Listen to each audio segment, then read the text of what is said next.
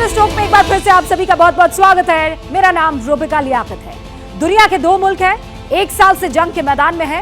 ये मुल्क है रूस और यूक्रेन। सुपर पावर रूस की बारूदी ताकत से यूक्रेन खंडहर बन चुका है, लेकिन एक मुल्क ऐसा है जिसकी तकदीर में तबाही का बारूद हुक्मरानों की तरफ से भरा गया है। और ये मुल्क कौन सा है? पाकिस्तान, जहां अवाम गुर्बत, भूख, बदहाली, बेबसी और लाचारी से जंग लड़ रही है। ऊपर से शरीफ सरकार के फैसले, तौबा तौबा, बर्बादी और भुखमरी की टीस से पाकिस्तान अब फटने वाला है। पाकिस्तान के चिथड़े होने वाले हैं और इसका सॉलिड सबूत आज शहबाज शरीफ खुद आपको देंगे।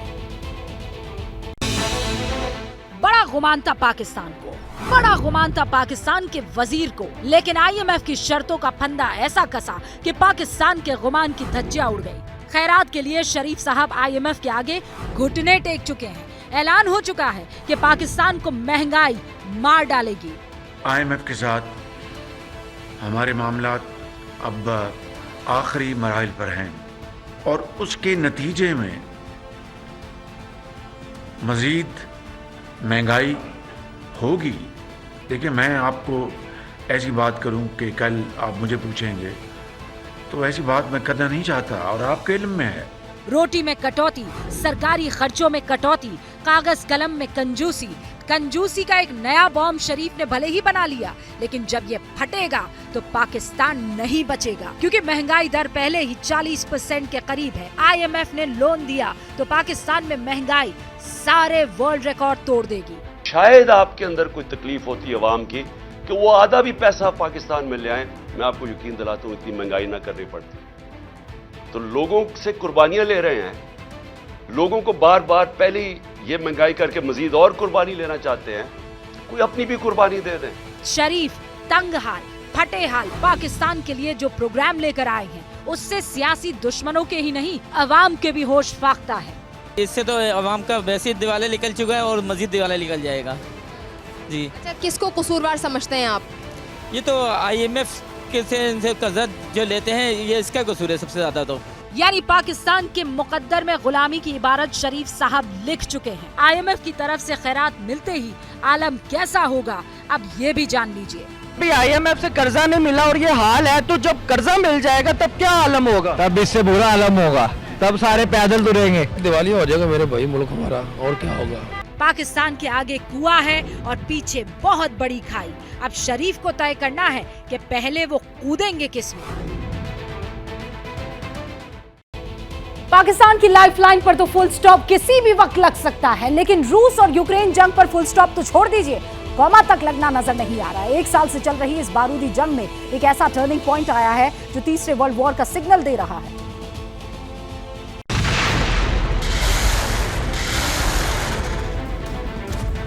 यूक्रेन के बैटलफील्ड में फतह के लिए रशियन आर्मी पूरा जोर लगा रही है, लेकिन कामयाबी से अब भी कोसों दूर नजर आ रही है,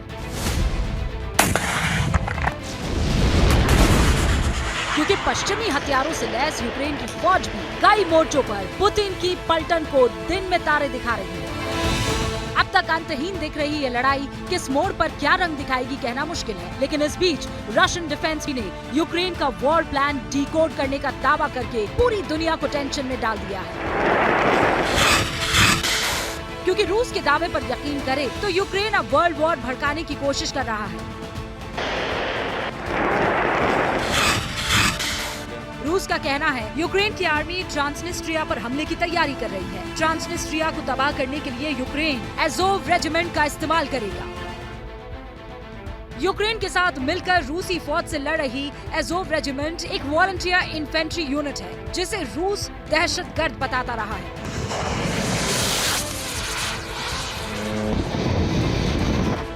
रूस का इल्जाम है कि ट्रांसनिस्ट्रिया पर हमले के इल्जाम से बचने के लिए ज़ेलेंस्की इसी एज़ोव रेजिमेंट का इस्तेमाल करने वाले हैं। ट्रांसनिस्ट्रिया यूक्रेन की वेस्टर्न बाउंड्री से सटे मोल्डोवा का वो हिस्सा है जहां रूस की चलती है। वहां रूस के खतरनाक हथियारों का जखीरा भी है, रूसी सेना भी तैनात रहती है। रूस इसे यूक्रेन के लिए प्रेशर पॉइंट के तौर पर इस्तेमाल करता रहा है।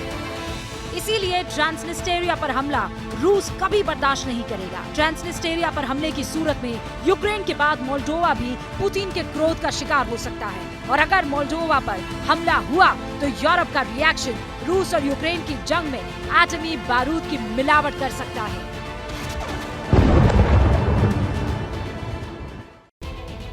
देखा आपने, रूस में अज़ोव रेजिमेंट का खौफ दौड़ रहा है। उधर डर पाकिस्तान की आवाम को भी है, उसे डर भुखमरी का है, जिल्लत भरी जिंदगी का है। आवाम के लिए ये बोझ बन चुकी है। रही सही कसर शरीफ साहब पूरी करने जा रहे हैं। पाकिस्तान पर महंगाई का नया एटम बम फटे, इससे पहले पूरा पाकिस्तान पीएम मोदी के शरण में जाने के लिए तैयार दिख रहा है। हिंदुस्तान की चौखट चूमने के लिए पाकिस्तानी कुछ भी करने को तैयार इस वक्त दिखाई दे रहे हैं। बिना बम गोला बारूद के ही पाकिस्तान के परखच्चे कैसे उड़ते हैं, अभी उसकी बानगी देख लीजिए। मुल्क आवाम के लिए जहन्नुम से बदतर बन चुका है। महंगाई का बारूद आवाम को राख करके छोड़ने पर आमादा है। ऐसे में पाकिस्तान का बच्चा बच्चा कह रहा है कि मोदी जी, इस नर्क लोक से हमें निजात दिला दो। हमें भी अपने नेबर कंट्री से हेल्प लेनी चाहिए, ट्रेड करनी चाहिए या नहीं करनी चाहिए? बिल्कुल चाहिए और हम तैयार हैं। हम लेबर आपके साथ तैयार हैं। हम अब जब जहाँ बुलाओगे हम वहीं आने के लिए तैयार हैं। हम रक्षा जलाने के लिए तैयार हैं, खुद जलने के लिए तैयार हैं। हमारे बच्चे भूख से मर रहे हैं, इससे बेहतर है कि हम खुद मर जाएं। हम इतने जलील हो गए हैं ना कि अगर आप हमें कहें खुदकुशी कर ले तो हम उसके लिए भी तैयार हैं। इतनी महंगाई हो गई, हमारे हुक्मरानों ने हमारे साथ ऐसा किया। लाचार आवाम के लिए मुल्क ऐसे ही जहन्नुम नहीं बना साहब। रोटी मुल्क में है नहीं, उस पर शरीफ साहब महंगाई के नए बॉम्ब को सुपर एक्टिव मोड में कर चुके हैं, जो कभी भी किसी वक्त भी फट सकता है।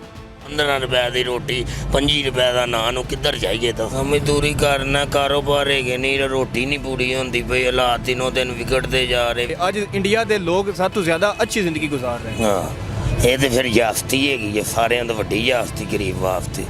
मरती आवाम आहें ना भरे तो क्या करे? भारत में अपने मुस्तकबिल को ना तलाशे तो क्या करे? नालायक हुक्मरानों को मोदी की शरण में जाने की नसीहत ना दे तो क्या करे?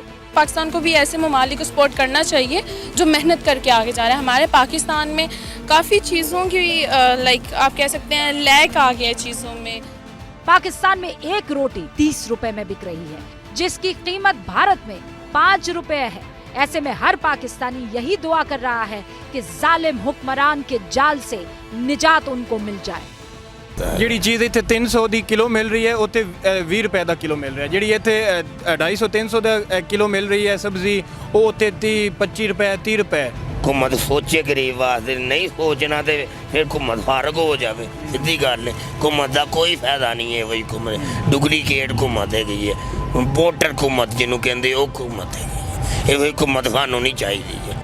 बर्बादी का बारूद पाकिस्तान की धज्जियां उड़ाने पर आमादा है और आगे के हालात और भी बिगड़ने वाले हैं।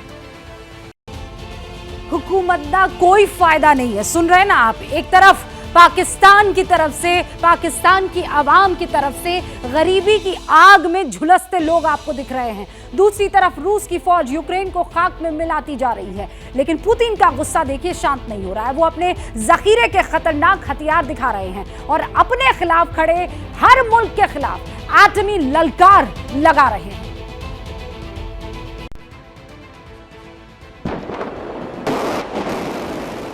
यह है रूस के हथियार खाने का ब्रह्मास्त्र, नाम है सरमट मिसाइल। इसे दुनिया की सबसे घातक इंटरकॉन्टिनेंटल बैलिस्टिक मिसाइल यूं ही नहीं कहते। 25,000 किलोमीटर प्रति घंटे की तूफानी रफ्तार से जब ये एटमी हमला करेगी तो किसी को संभलने का मौका भी नहीं मिलेगा। यूक्रेन को खाक में मिलाने की शपथ ले चुके रूसी राष्ट्रपति व्लादिमीर पुतिन जब defender of the fatherland day पर कैमरे के सामने आए तो सबसे पहले इसी मिसाइल का नाम लिया, जिसे रूस से लंदन तक पहुंचने में 6 मिनट से ज्यादा नहीं लगेंगे। हम परमाणु तिकड़ी को मजबूत करने पर ध्यान देंगे। इस साल नई दमदार मिसाइल के साथ सरमट मिसाइल पहले लॉन्चर कॉम्बैट ड्यूटी में तैनात हो चुके हैं। हम Kinjal air launch hypersonic system का प्रोडक्शन जारी रखेंगे और जिरकॉन सी लॉन्च हाइपरसोनिक मिसाइलों की बड़ी पैमानों पर डिलीवरी शुरू करेंगे। यूक्रेन वॉर का 1 साल पूरा होने पर रखे गए खास इवेंट में पुतिन ने अपने तरकश से सारे एटमी तीर सामने रख दिए, जवानों का हौसला बढ़ाया और बिना कुछ बोले पूरे वेस्टर्न वर्ल्ड को साफ साफ इशारा कर दिया कि रूस के न्यूक्लियर वॉरहेड्स किसी भी समय पूरी ताकत से दुश्मन पर एटमी बरसात के लिए तैयार है। अमेरिका से 11 साल पहले किया गया एटमी करार तोड़ चुका रूस अब ज्यादा आक्रामक नजर आ रहा है और बात बात पर न्यूक्लियर हुंकार लगा रहा है। वैसे भी यूक्रेन पर हमले के सिर्फ 4 दिन बाद न्यूक्लियर कमांड को एक्टिव करने वाले रूस ने अपने एटमी मंसूबे कभी नहीं छिपाए। क्रेमलिन के करीबियों के बयानों ने माहौल को गर्म रखा और रूस की ये धमकी बता रही है कि रूस हर हाल में जीत की जिद पर अड़ा है, इसलिए दुनिया पर खतरा बहुत बड़ा है। अपनी एटमी टिकरी से रूस नाटो को डरा रहा है। धमकी परमाणु पावर की है। वैसे धमकियां पाकिस्तान को भी मिल रही है। जिन दहशतगर्दों को पाकिस्तान पाल पोस रहा था ना, आज वही आतंकी पाकिस्तान के सिर पर काल बनकर नाच रहे हैं। टीटीपी, जी हाँ, वही टीटीपी इस्लामाबाद को फाइनल वार्निंग दे रहा है। किसी भी वक्त पाकिस्तान बम बारूद से दहल उठेगा, जिससे भूखी मरती आवाम और खौफ में। टीटीपी की दहशत का बारूद सरहद पार सुलगा तो पाकिस्तान के defence minister Khawaja Asif ISI chief Nadeem Anjum के साथ काबुल पहुंचे। मकसद सरेंडर करने का था, लेकिन नालायक हुक्मरान को काबुल से खाली हाथ लौटना पड़ा। उधर टीटीपी और गुस्से में है। टीटीपी क्यों गुस्से में है, इसका सच भी सुनिए। जिन लोगों को हमने मुजाहिद बनाया था, हमारे हीरो थे ना, उनको हमें बैरूनी ताकतों के कहने पे हम लोग बिक गए और हमने उन्हीं को गोलियां मारनी शुरू कर दी। उन्हीं को हमने दहशतगर्द डिक्लेयर किया। 92 में मैं खुद तालिबान बनना चाहता था, मैं जाना चाहता था अफगानिस्तान में। इधर टीटीपी धमाकों के साथ पाकिस्तान का वजूद मिटाने निकला है। उधर तालिबान फटे हाल पाकिस्तान पर चुटकियां ले रहा है। गर्दिश में तालिबान ने बॉर्डर पर अनाज के ट्रक रोक दिए। ऐसे हालत में पाकिस्तानी आवाम मोदी मोदी कर रही है। लेकिन आज अगर देखा जाए 2023 में तो इंडिया बहुत आगे निकल गया और हम बहुत निकल गया। वो वोट निकल गया, वक्त निकल गया। ये पाकिस्तान मारा 75 साल से ना किया ना, पीछे ही रह गया। सोचता हूँ किसी गरीब ने बंदे ने शादी करनी है, वो मर जाएगा, ये खुदकुशी करके मर जाएगा। इंडिया बहुत छा गया है। इनको सीखना चाहिए उनसे, हम सीखना चाहिए। इधर मुसलमान थोड़े हैं, उधर मुसलमान बोलते हैं। आवाम की आखिरी उम्मीद अब भारत से है। उधर आवाम भी समझ चुकी है कि पाकिस्तान का कुछ नहीं हो सकता। होगा भी कैसे? सरहद पार जिसके हाथ लाठी है, उसी की हुकूमत है। उनका मोदी पे यकीन है तो मोदी उनको दे रहा है सब कुछ। तो हमारा तो कोई एक खड़ा भी नहीं होता। कभी 5 साल 3 साल जरदारी है, 2 साल नवाज शरीफ है, 1 साल शहबाज शरीफ है, 1 साल इमरान खान, 2 साल आ गया, 3 साल कोई अगला आ रहा है। तो इधर कैसे मुल्क चलेगा ऐसे? पाकिस्तान का वजूद खतरे में है। ऐसा इसलिए क्योंकि पाकिस्तान चौतरफा बिछ चुके परेशानियों के बारूद पर अब बैठा है, जिसमें सिर्फ आग लगाना बाकी है। लेकिन असली बारूदी बवंडर यूक्रेन, वहां घिरा हुआ है यूक्रेन उससे। रूस की मिसाइलें चैन नहीं लेने दे रही है। लेकिन ये बात सच है कि 1 साल में वो जंग के मैदान में न सिर्फ टिका हुआ है यूक्रेन, बल्कि रूस को कड़ी टक्कर भी दे रहा है। और इस बीच जंग के हालात को देखते हुए ब्रिटेन के डिफेंस मिनिस्टर बेन वॉलिस ने एक बड़ी भविष्यवाणी कर दी है। साफ कह दिया है कि रूस और यूक्रेन की जंग 1 साल और चल सकती है। इसके पीछे है पश्चिम के देशों के घातक हथियार, जिसकी सप्लाई यूक्रेन को लगातार जारी है।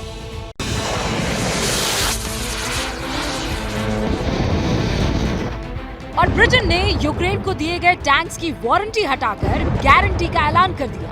साफ कह दिया कि लड़ते रहो, हथियार बेकार हुए तो दुरुस्त करने की टेंशन नहीं लेंगे।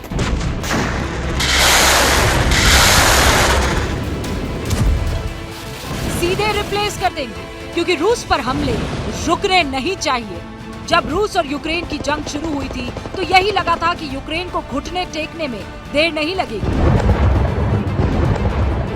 लेकिन यूक्रेन ने घुटने नहीं टेके तो इसके पीछे है पश्चिम के 30 देशों से मिले हथियार, जिनके दम पर यूक्रेन सीना ठोक कर खड़ा है। और उसका मददगार ब्रिटेन कह रहा है कि पुतिन फेल हो गए। मुझे लगता है यूक्रेन को हराने और उस पर फुल कंट्रोल में रूस पहले ही नाकाम हो चुका है। मुझे लगता है कि रूसी सेना का सम्मान धूल में मिल चुका है और वो दुनिया में अलग थलग पड़ चुका है। यहाँ तक कि चाइनीज भी उससे बात नहीं करना चाहते। जंग की सियासत अपनी जगह है, लेकिन इसमें कोई दो राय नहीं है कि डोनेस्क पर पकड़ मजबूत करने में जुटी रूसी सेना के लिए यूक्रेन के फाइटर्स बड़ी मुसीबत बने हुए हैं। ये तस्वीरें डोनेस्क के वुलेदर की है। यूक्रेनी फौज छोटे हथियारों से हमला कर रही है और रूसी स्ट्राइकर्स को चकमा देने के लिए हर हमले के बाद तेजी से जगह बदल लेती है। यूक्रेन की इसी मारक क्षमता को और मजबूत करने के लिए ब्रिटेन ने ज़ेलेंस्की को मेन बैटल टैंक चैलेंजर 2 की सप्लाई का वादा किया है। जर्मनी भी लेपर्ड 2 टैंक दे रहा है। जब ये हथियार यूक्रेन को मिल जाएंगे तो उसके पलटवार की धार रूस की सेना की मुश्किलें और बढ़ाएगी।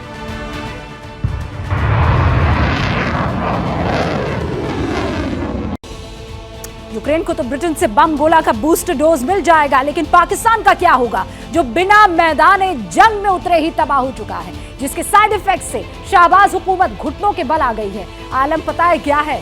जिन्ना का मुल्क, ये मुस्लिम देश अब यहूदियों के हाथों गुलाम होने की कगार पर पहुंच गया है। और ऐसा इसलिए क्योंकि पाई पाई के लिए मोहताज पाकिस्तानी सरकार अब झोली फैलाकर यहूदी रॉथस्चाइल्ड परिवार के आगे हाथ फैलाए खड़ी हो गई है। पाकिस्तान के गिड़गिड़ाने के बाद रॉथस्चाइल्ड कंपनी के एक प्रतिनिधि मंडल ने पाकिस्तान के वित्त मंत्री मोहम्मद इसहाक डार से मुलाकात की। इस प्रतिनिधि मंडल में कंपनी के पार्टनर एरिक लालो और एमडी थिबोर्ड फॉकेट शामिल थे। यहूदी धर्म मानने वाले रॉथस्चाइल्ड परिवार रॉथसन कंपनी नाम के मल्टीनेशनल फाइनेंसिंग कंपनी को चलाते हैं। दुनिया की सबसे बड़ी स्वतंत्र रूप से कर्ज देने वाली कंपनियों में शुमार है ये कंपनी अब तक करीब 30 देशों को फाइनेंशियल मदद मुहैया कराकर उन्हें डिफॉल्टर होने से बचा चुकी है। लेकिन पाकिस्तान के लिए मुश्किल ये है कि कट्टरवाद की नींव पर खड़े मुल्क में अवाम को अब तक सिर्फ यहूदियों से नफरत करना ही सिखाया है। प्राइम मिनिस्टर ने इजराइल से पैसे लिए हैं सर, इजराइल से जो इमदाद मांगी है इजराइल के लोगों से मांगी, मतलब कि इजराइल से मांगने के बराबर है। ताल्लुक ही नहीं होना चाहिए तो लेन देन तो बड़ी दूर की बात है सर। जो करते हैं उनका क्या होना चाहिए? बस फिर वो अल्लाह के भी मुजरिम है और हमारे भी मुजरिम है। खुदा ने बताया कि उनसे नफरत करो, जो उनसे काम करें, लेन देन करें। अल्लाह ताला ने कहा कि जो कि उनसे लेन देन करें उनसे बिल्कुल, जितनी देर वो सीधे रास्ते पे नहीं आते नहीं करना चाहिए। लेकिन कहते हैं कि भूखे आदमी को सही और गलत नहीं दिखाई देता है, उसे सिर्फ और सिर्फ रोटी दिखाई देती है, क्योंकि जिन्ना लैंड का बच्चा भी अब ये जानता है कि मुल्क दिवालिया हो चुका है। मतलब डिफॉल्ट के बाद जिंदगी जो है ना फसादात बढ़ने वाले। पाकिस्तान चीज़ें पहले ही बहुत महंगी हैं तो और ज़्यादा महंगी हो जाएंगी। जो गरीब तबका वो तो पहले पिसा हुआ है तो वो तो बिल्कुल मरने वाले हो जाएंगे। फिर तो यार नौकरी हम करेंगे, हमें क्या मिलना 15,000 18,000, इधर रातों रात डकैती मारो 20-30 हज़ार पे हमारे पास आ जाना तो फिर लोग डकैती ही मारेंगे। साल में लोगों ने जो बैंक की गाड़ी होती है पैसे मूव करने वाली, उससे लूट लिया दिन दिहाड़े। मेरे अपने घर के पास से कोई सिविक खड़ी के टायर तार के ले गया रात को। मतलब वो आफ्टर शॉक्स आने लग गए हैं अब पाकिस्तान में। आप इस वक्त के हालात देखिए ना तो पाकिस्तान में ये नहीं कहना कि खुदा ना खास्ता खुद टूट ना जाए। पाकिस्तान इस वक्त अन्न के लिए तरस रहा है। तमाम मुल्कों का कर्ज उसके ऊपर है जिसे वो चुकाने की औकात नहीं रखता है। ऐसे में रॉथस्चाइल्ड परिवार का कर्ज चुका पाएगा, इस पर भी संदेह है। और अगर पैसे नहीं लौटाए तो फिर देश यहूदी परिवार की मुट्ठी में होगा। पाकिस्तान जैसा गोलीबाज मुल्क आपने कहीं देखा है? और इसीलिए तो खैरात में उसे भरोसा नहीं मिलता है, दुनिया उसे गोली देती है। इधर सुपर पावर मुल्कों के बीच फिर से टेंशन हाई है। सवाल उठने लगे हैं कि क्या यूक्रेन युद्ध धीरे धीरे विश्व युद्ध की तरफ बढ़ रहा है? ऐसा सवाल कई महीनों से उठ रहा है। हमने भी कई बार ये सवाल आपके सामने रखा होगा, लेकिन इस बार नाटो के चीफ ने जो कहा है वो विश्व शांति के लिए बड़ा खतरा है। जेन्स स्टोल्टनबर्ग ने यूक्रेन युद्ध में तीसरे देश की सीधी एंट्री को लेकर बहुत बड़ा बयान दे दिया है। जब मॉस्को में प्रेसिडेंट पुतिन और जिनपिंग के दूत मिल रहे थे, कमोबेश उसी वक्त नाटो चीफ ने बड़ा दावा किया। यूक्रेन युद्ध में चीन के शामिल होने को लेकर जब उनसे सवाल पूछा गया तो जेन्स स्टोल्टनबर्ग ने कहा कि हमें कुछ संकेत मिले हैं कि चीन शायद इसकी योजना बना सकता है। नाटो के सहयोगी अमेरिका ने जाहिर तौर पर इसके खिलाफ चेतावनी दी है, क्योंकि ऐसा नहीं होना चाहिए। चीन को रूस के अवैध युद्ध का समर्थन नहीं करना चाहिए। जेन्स स्टोल्टनबर्ग ने यहाँ तक कहा कि सीधे तौर पर ऐसी कोई भी मदद अंतर्राष्ट्रीय कानून का उल्लंघन होगी और संयुक्त राष्ट्र सुरक्षा परिषद के सदस्य चीन को इससे बचना चाहिए। हालांकि उन्होंने जोर देकर कहा कि यूक्रेन को नाटो देश हथियारों की सप्लाई जारी रखेंगे। इस पर चीन की तरफ से भी जवाब आया। हम नाटो से निवेदन करते हैं कि वह यूक्रेन के मुद्दे पर चीन के खिलाफ बेबुनियाद अनुमान और आरोप लगाना छोड़े, शीत युद्ध की जीरो संचय के खेल और ब्लॉक टकराव की मानसिकता से बाहर निकले, दुश्मनी को भड़काना बंद करे और आग की लपटों को भड़काना बंद करे, वास्तव में यूरोपीय और वैश्विक शांति के लिए कुछ अनुकूल करे। पश्चिमी देश लगातार आरोप लगाते रहे हैं कि यूक्रेन युद्ध में चीन अपना हथियार भेजता रहा है। हालांकि दावा यह है कि अब तक वो पुतिन की प्राइवेट आर्मी वैगनर ग्रुप को हथियार देता रहा है, लेकिन अब जब सीधे रूस को चीन हथियार देगा तो इसे युद्ध में तीसरे देश की एंट्री माना जाएगा और फिर नाटो देश इसे वर्ल्ड वॉर की तरफ लेकर जा सकते हैं। चीन के छल से तो दुनिया अच्छी तरीके से वाकिफ है, लेकिन बदहाली में पाकिस्तान में जो कट्टर गैंग एक्टिव हुआ है वो आपको देखना और समझना चाहिए। वो किसी छलावे से कम नहीं है। मौका कोई भी हो, हालात कोई भी हो, ये कट्टरता की भट्टी सुलगाने में पाकिस्तान रत्ती भर परहेज नहीं करता। चंद रोज पहले जावेद अख्तर ने पाकिस्तान को हकीकत का आईना दिखाया था। वो आईना पच नहीं रहा है। पाकिस्तान में कट्टर गैंग सुपर एक्टिव हो गया है। मजहब की मुनादी कर भारत के मुसलमानों को उकसाया जाने लगा है। बॉर्डर पार हालात एटमी है। गुर्बत का बारूद पाकिस्तान की नस नस में भर चुका है। बर्बादी की वजह आतंक के वो सपोले भी हैं जिन पर पाकिस्तान खैरात लुटाता आया है, जिन पर बॉर्डर पार जाकर चंद रोज पहले जावेद अख्तर ने शाब्दिक स्ट्राइक की थी। हम तो बम्बई के लोग हैं, हमने देखा हमारे शहर पे कैसे हमला हुआ था। तो वो लोग नॉर्वे से तो नहीं आए थे, ना इजिप्ट से आए थे। वो लोग अभी भी आपके मुल्क में घूम रहे हैं। जावेद साहब ने पाकिस्तान को आईना दिखाया तो अपनी ही बारूदी सूरत देखकर पाकिस्तान भड़क उठा। कट्टर मजहब की मुनादी सरहद पार होने लगी। बयान दिया गया है जावेद अख्तर साहब की जानिब से। आपको क्या लगता है कितना गैर जिम्मेदाराना बयान है? आप यहाँ पर मौजूद हैं एक अच्छे माहौल में, आपको जो है वो इज्जत दी गई है। वो आपको मालूम है ना, कुछ जानवरों को खीर नहीं पचती, वो पंजाबी जुबान में कहते हैं ना, इसी तरह से कुछ लोगों को इज्जत रास नहीं आती। जितनी इज्जत और पजीराई उन्हें यहाँ मिली है, उसके ऊपर जिस किस्म की नमक हरामी का और अब्यूज किया है उन्होंने हॉस्पिटैलिटी को, इसके ऊपर जितनी भी तनकीद उन पर की जाए वो कम है। नमक हराम कौन है ये दुनिया जानती है। जानती तो पाकिस्तान की आवाम भी है, जो कट्टर सोच वालों को भिगो भिगो कर जूते मार रही है। इतना मैं दिल से ये बात कह सकता हूँ कि जितना इधर हमारे साथ हो रहा है ना, कि मतलब ना को बोलने की इतनी आज़ादी वहाँ पे ज़्यादा है, वहाँ पे फ्रीडम ऑफ स्पीच है, ठीक है। इधर तो वो तो चलो हिंदू मुस्लिम का मसला है ना, इधर हमें मुसलमानों का अपना ही मुल्क है और अपनी हुक्मरान हमें इतना खुल के बोलने नहीं देते। बोलेंगे तो पर्चे कट जाएंगे, उठा के ले जाएंगे। पाकिस्तान का वजूद खतरे में है और इरादे बारूदी, लेकिन जो मौलाना ब्रिगेड बारूदी नीयत की हाफिज है, उन्हें आईना दिखाया जा रहा है। नहीं, मैं ये नहीं सोचता कि मुस्लिम वहाँ पे सेफ नहीं है। अच्छा। जो अपनी ज़बानी इकरार कर रहे हैं बिल्कुल वो वहाँ पे सेफ है। मेरी नज़र में ये गलत है। कहीं ना कहीं फसाद थोड़े बहुत होते हैं, लड़ाई वो तो आपके मोहल्ले में कभी लड़ाई नहीं? यार घर में हो जाती है, एक जगह बड़े बड़े बर्तन खड़क जाते हैं, इतना मसला नहीं है ये। ऐसे ही नहीं पाकिस्तान का बेड़ा गर्क हुआ है। जाहिल मौलानाओं की सोच ही है जिसने पाकिस्तान को बगैर गोला बारूद ही खत्म होने के मुहाने पर पहुंचा दिया है। पाकिस्तान के बदहाल होने की ये एक सॉलिड वजह है। पाकिस्तान में तबाही का तूफान है, अमेरिका पर बर्फीला तूफान है। झपट्टा वो कैसे मार रहा है आप तस्वीरों में देखिए। विंटर स्टॉर्म के चलते कई राज्यों में रफ्तार पर ब्रेक लग गया है। सड़कों पर बर्फ की परत लगातार मोटी हो रही है, उड़ानें थम गई है। हालात ऐसे हैं कि रफ्तार बनाए रखने की कोशिश का नतीजा कदम कदम पर जानलेवा साबित हो रहा है। तस्वीर पश्चिमी अमेरिका के वायोमिंग की है। मूरक्राफ्ट इलाके से गुजर रही इस सेमी ट्रक को थोड़ी जल्दी थी, लेकिन यहाँ जल्दी भारी पड़ गई। किस्मत अच्छी थी कि गाड़ी पलटी नहीं और किसी दूसरी गाड़ी में टक्कर हुई नहीं, वरना कुछ भी हो सकता था। ये तस्वीरें भी वायोमिंग के ही रोलिंग्स इलाके की है। यहाँ सड़क पर बिछी बर्फ के चलते एक ट्रक बेकाबू हो गया और सड़क के किनारे फिसलता चला गया। अगर हाईवे पेट्रोल अफसर की किस्मत ने साथ ना दिया होता तो एक भयंकर हादसा हो जाता, ये समझना मुश्किल नहीं है। अमेरिका में इस बार आए विंटर स्टॉर्म का दायरा वायोमिंग से एरिज़ोना तक फैला हुआ है। इसकी वजह से अमेरिका में 1300 से ज्यादा फ्लाइट्स कैंसिल हो चुकी है। कैलिफोर्निया में घरों की बिजली गुल हो गई है। इसके अलावा डकोटा, मिनीसोटा, विस्कॉन्सिन में स्कूल्स और ऑफिसेज बंद कर दिए गए हैं और ऑरेगन में लोगों का सड़कों पर निकलना मुहाल हो गया है। रोड के परे इधर उधर खड़ी गाड़ियां इसका सबूत है। वेदर एक्सपर्ट्स का कहना है कि विंटर स्टॉर्म का कहर अगले कई दिनों तक पीछा नहीं छोड़ने वाला है। सुपर पावर अमेरिका के कई स्टेट्स विंटर स्टॉर्म की जद में है। एक साल से जारी यूक्रेन युद्ध को खत्म करने के लिए उधर शी जिनपिंग ने पीस प्लान रेडी कर लिया है। चीन संयुक्त राष्ट्र में इस प्लान को शामिल करने वाला है और इससे पहले जिनपिंग ने अपने चाणक्य को मॉस्को भेजा था। जिनपिंग के दूत ने प्रेसिडेंट पुतिन से लंबी मुलाकात की। अब सवाल यह है कि क्या ये वाकई रूस और यूक्रेन युद्ध को चीन गंभीर कोशिश के तहत रोकने में लगा हुआ है या फिर ये ड्रैगन की कोई नई चाल है।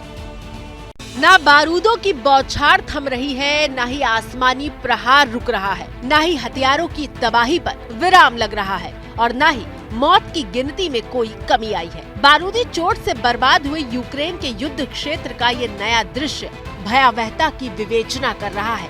कहीं रूसी प्रहार से हाहाकार मचा हुआ है तो कहीं यूक्रेन के प्रचंड पलटवार से रूस के कैंप में कोहराम। एक बरस से जारी युद्ध के बीच बीजिंग का बारूदी बादशाह सबसे बड़ी शांति सभा से शांति संदेश बांटने वाला है। बताया जा रहा है कि शी जिनपिंग 24 फरवरी को संयुक्त राष्ट्र के सामने एक भाषण देने वाले हैं। यूँ तो चालबाज चीन ने अब तक शांति प्रस्ताव का खुलासा नहीं किया है, मगर रिपोर्ट्स की माने तो वो एक शांति योजना पेश करेंगे।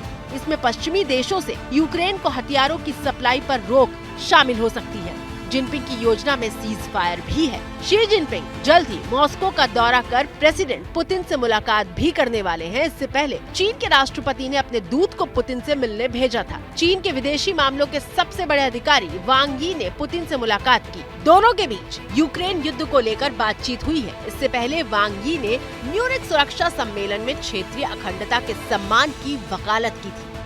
चीन के राष्ट्रपति यूक्रेन युद्ध को रुकवा करके अंतर्राष्ट्रीय स्तर पर बड़ा खिलाड़ी बनना चाहते थे, लेकिन जेलेंस्की ने उनकी इस योजना को झटका दे दिया है।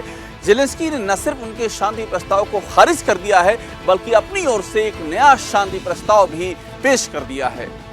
क्योंकि पूरी दुनिया ड्रैगन की छल नीति से वाकिफ है। जो जिनपिंग शांति की बात कर रहे हैं, उन्हीं पर यूक्रेन युद्ध में हथियार सप्लाई करने का आरोप भी है। चीन के पीस प्लान के पीछे क्या है, ये सिर्फ बेइजिंग का दरबार जानता है, लेकिन आज ड्रैगन के प्राण हलक में आ गए। चीन की धरती कांपी तो ड्रैगन बौखला उठा। चीन के जहन में डर, तुर्की और सीरिया जैसी तबाही का दौड़ने लगा। कांपती धरती आखिर चीन के साथ दुनिया को क्या सिग्नल दे रही है, जानिए।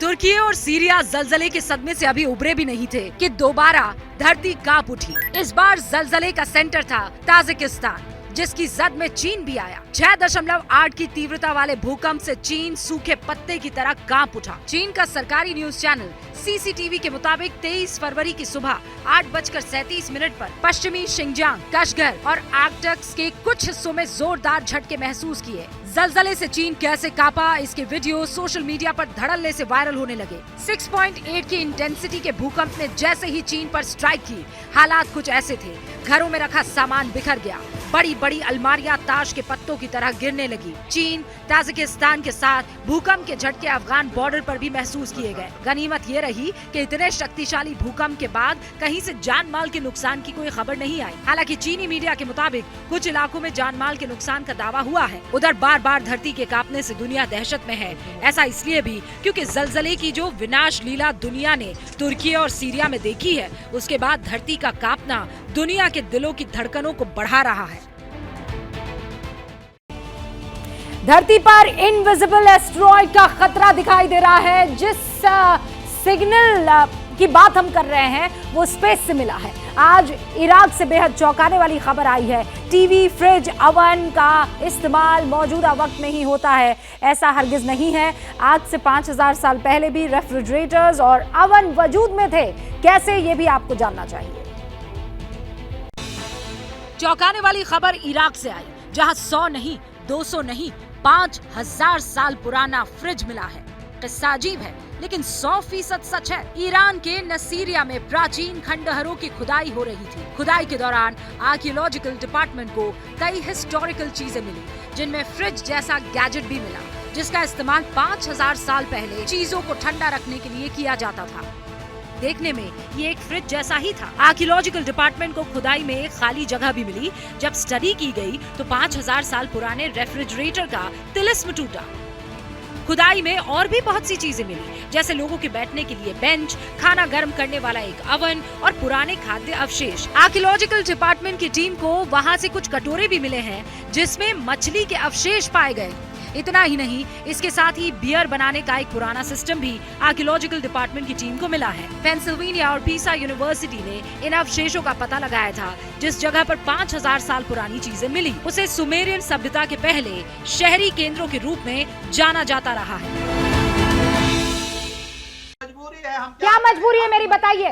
मैं अभी आपको बताती हूँ कि मैंने ओए होए होए होए होए, नमकीन के चटकारे लेते हुए टकटकी मार के डिबेट शो को पॉज रिपीट कर कर के देख रहे हैं जोगिंदर जी। इनकी तरह आप भी देखें अपनी फेवरेट डिबेट्स को रिपीट कर और डाउनलोड कीजिए एबीपी लाइव ऐप अपने स्मार्ट टीवी पर।